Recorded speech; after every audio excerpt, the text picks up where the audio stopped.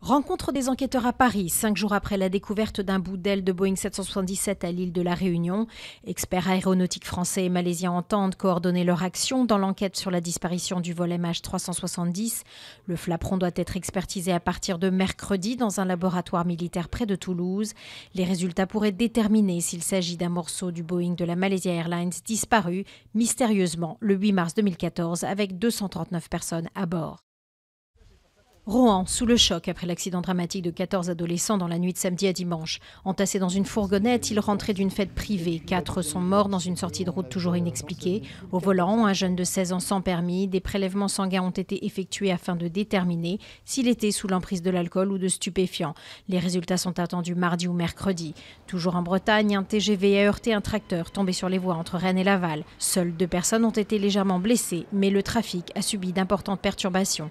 Certains trains ont eu jusqu'à 6 heures de retard.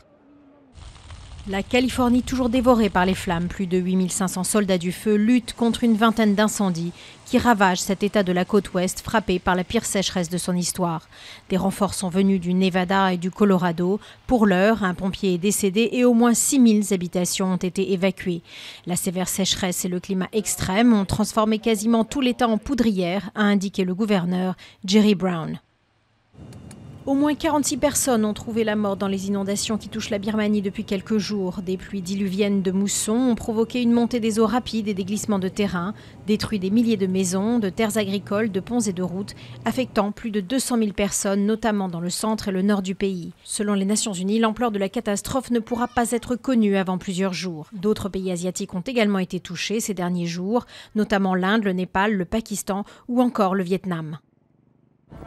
Quelques dizaines de touristes débarquent sur les rives d'un fjord de l'île de Spitsberg, au cœur de l'archipel norvégien du Svalbard, pour un voyage pas comme les autres. C'est Pyramiden qu'ils viennent visiter. Cette cité minière russe abandonnée est devenue une curiosité de plus dans ce monde fait de montagnes, de fjords et de glaciers.